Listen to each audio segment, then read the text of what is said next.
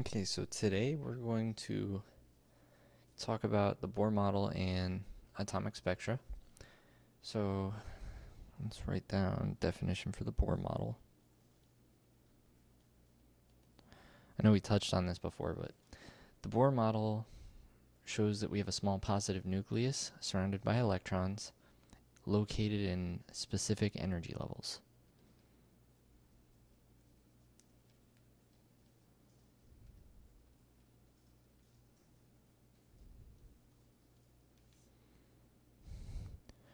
Make a note that it's positive.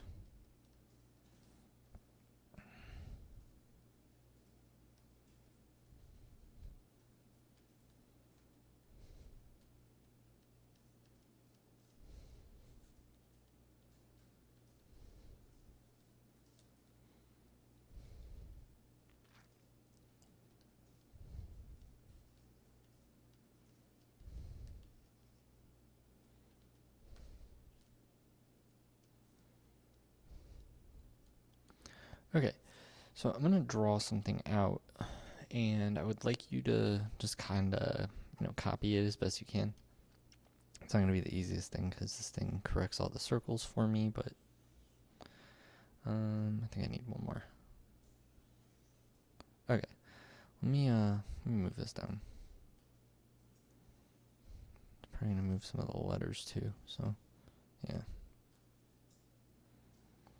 Let me fix all this. Okay.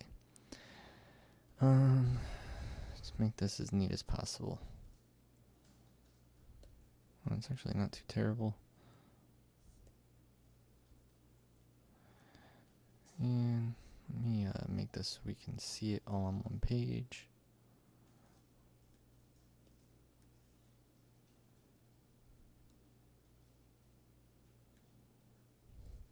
Okay. So here is our atom.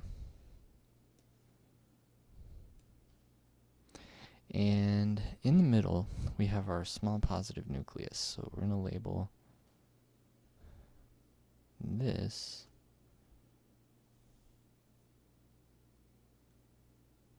that is our nucleus. Everything surrounding it are our energy levels. These are areas where we can find electrons, and it's going to make more sense when we go over the periodic table because the energy levels are synonymous with the periods, or they're linked with them, not synonymous. But anyways, so you could kind of think of the Bohr model as shaping the atom as kind of an onion, but we're going to write down all the energy levels. So we have n equals 1, and this is not all of them, it's just all of them on this representative thing. There's actually a total of 7, but I'm not drawing 7 circles like that. It's kind of nuts. So anyways, so we have electron configurations for all atoms. Whenever you see something like hydrogen in its ground state would look something like this.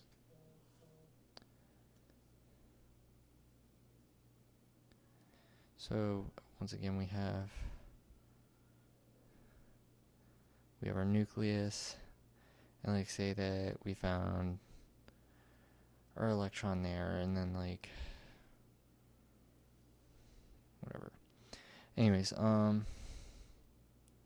you could think of this area as the energy level. It's not just a line, but in the ground state, it's located on the line. Now, if it was excited, like there's energy input into it, the electron could move around and be at a higher energy level, giving it more potential energy as it rises, because when it eventually does have to fall back down. Alright, so in here, we're going to put a little dot on each line. And then do like some little stuff in between.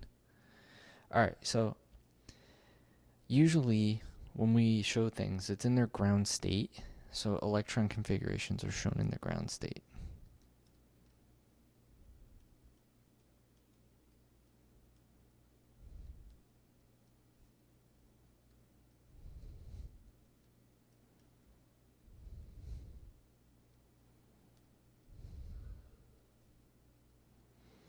So ground state just means lowest energy.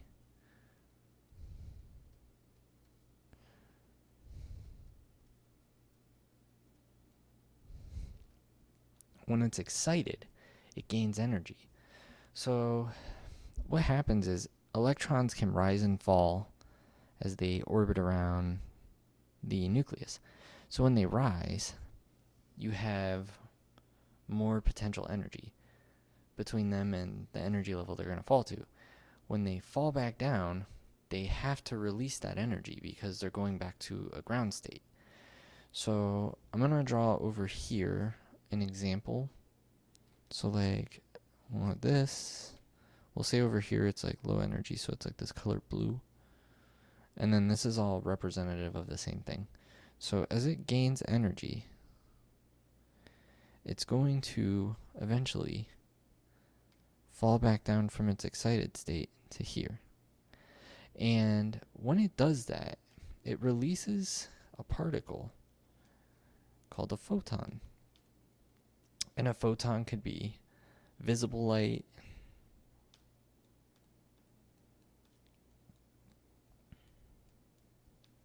ultraviolet, infrared. Could be any number. There's tons of EMR particles, but it's mainly the one we're focusing on right now is just visible light, just so you can get an idea of what's happening. And then, yeah, that's pretty much explaining what's going on. So, whoops. And there's going to be definitions for this to kind of highlight everything. Oh, that's why it's doing that. Hand.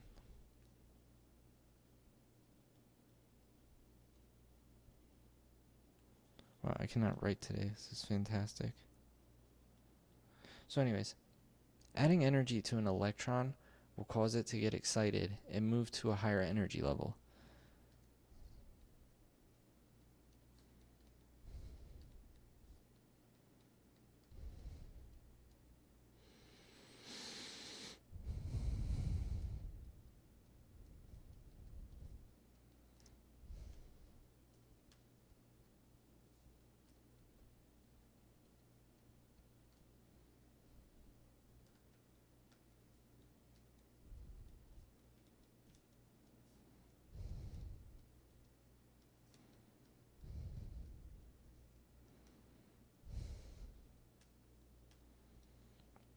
Alright, so energy is going to be light energy. The common one's light energy or electrical current.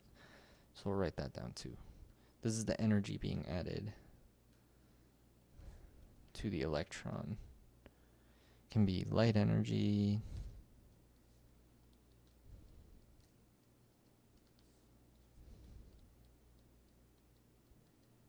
electrical current's used a lot when using the gas tubes. So anyways, electrons will fall back to lower energy levels, releasing energy in the form of a photon. So let's write that as excited electrons.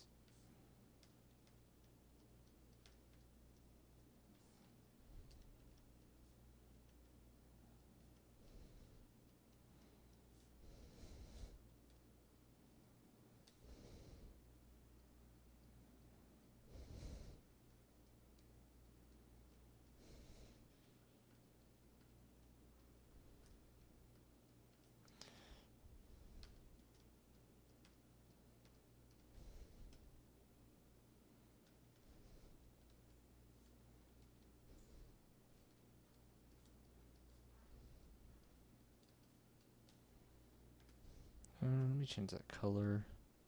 Make this blue. Alright. So, lastly, we have photon. Photon is a weightless particle of electromagnetic radiation.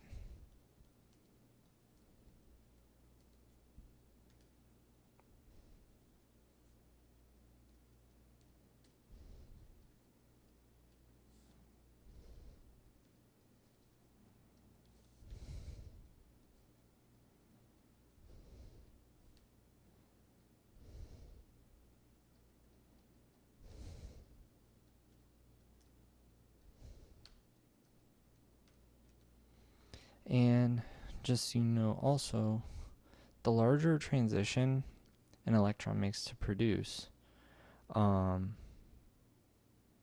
larger transition that an electron makes, the higher energy the photon will have.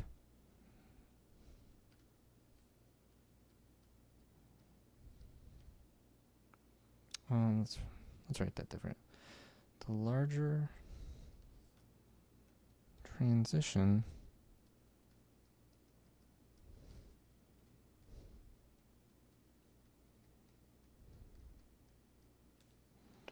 will produce higher energy photons.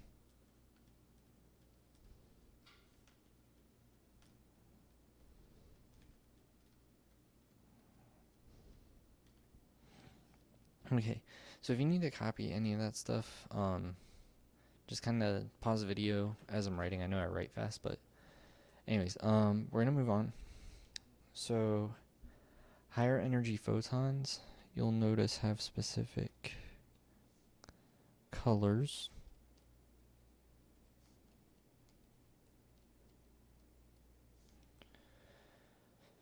Will be, whoops, not black.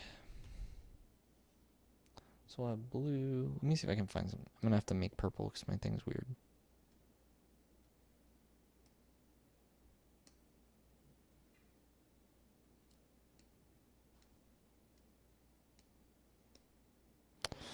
Really, I don't know what's going on with this pen, but anyways, I'll just make it like this. Pretty horrible, but whatever. We'll just pretend that this pink's purple. So,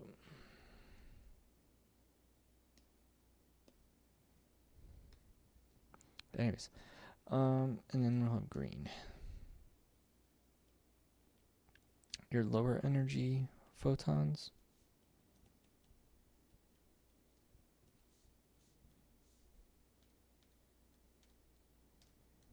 are going to be like yellow, orange, and red.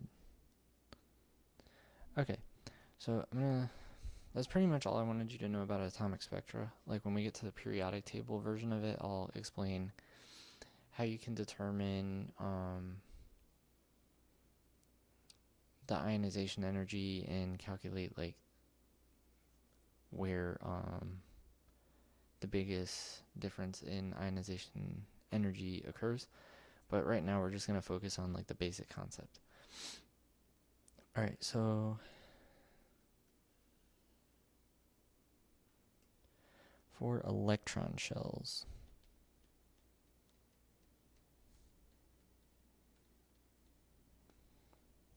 electrons are negatively charged subatomic particles. We already know that.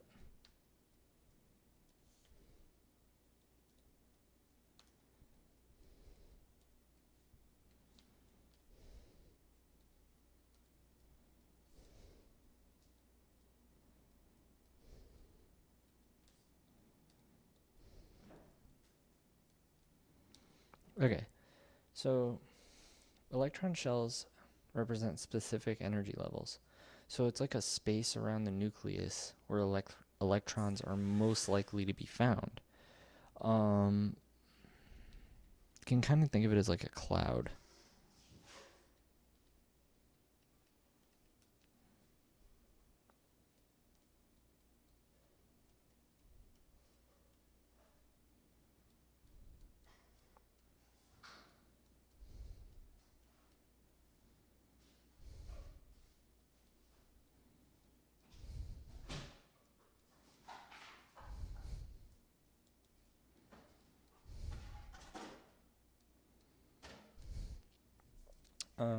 Let me draw a little picture of this.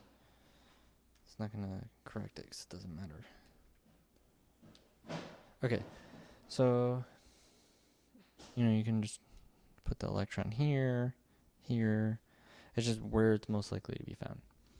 So the energy of electrons increase the further away it is from the nucleus. And the reason this is because of more potential energy. So this one I'm actually going to draw good circles.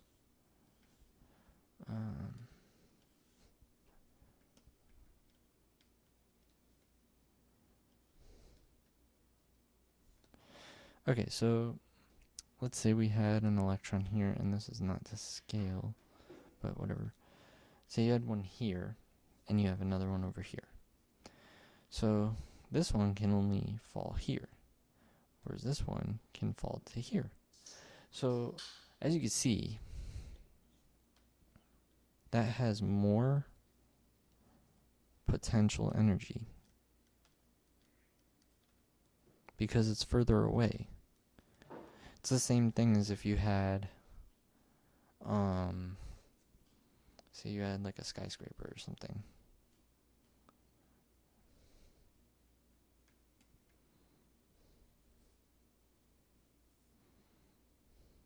Right? And then down here is your road, whatever.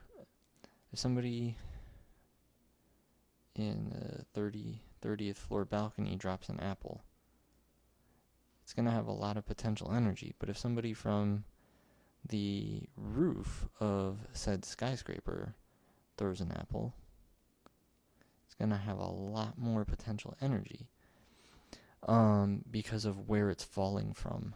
And that's the whole idea. So I'm going to write down the definition. The energy of electrons increases. I'll write it down here.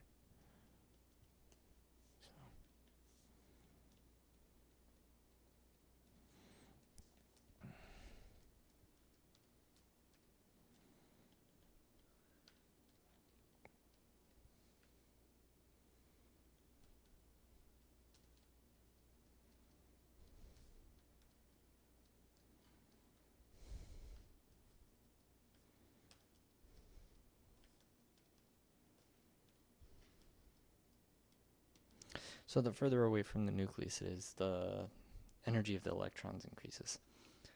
So last thing we're going to go over is valence electrons and pretty much just energy levels and like how they work.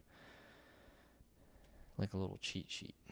So valence electrons are super important in chemistry. That's where all of your chemical reactions are happening.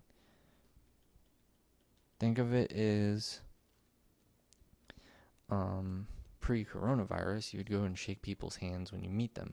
So when, atoms are chemically forming together or ionically bonding, they're either sharing or transferring an electron. They're kind of like shaking hands.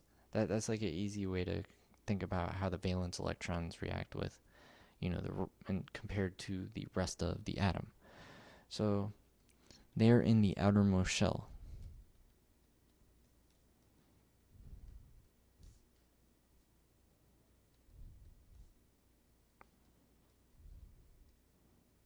And you can also make a note that they participate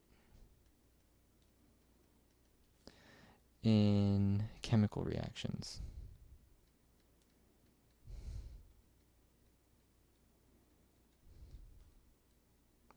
Chemical reactions, bonding, etc. Okay, so that's the last definition. So if you need to copy any of this, just feel free to pause the video at any point, copy it down, and then resume. I'm going to go to the next page for the last part we have to do. So for energy levels, say we had 4, 3, 2, and 1. And these are our energy levels.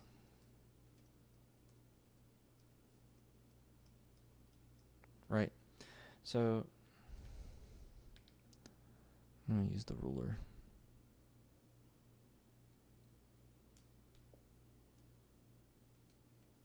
So say that we have these two lines. They represent something.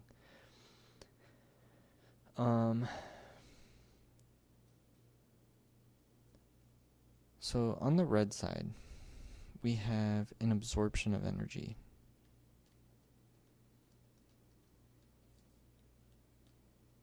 As that happens, our electron rises up in the energy levels and gets excited.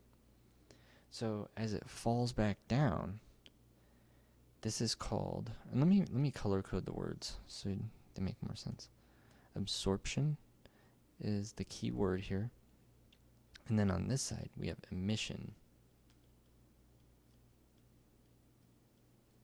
So emission of energy is a photon.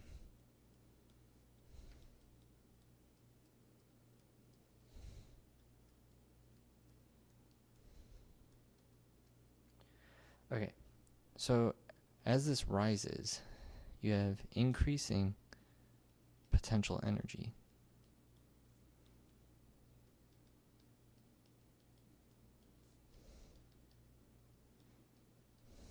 So as this electron rises, potential energy increases. It's excited, but it's not as stable as it was when it was in its ground state. So it's going to eventually fall back down and emit a photon. So it emits energy in the form of a photon and then falls back down to whatever ground state or lower energy level it's at. And that's the whole idea of atomic spectra. But make sure you remember these two words. Absorption is when you absorb energy. Emission is when you emit a photon because it's falling from a higher energy level to a lower one. If you have any questions, please feel free to ask or email me. That's it for this video.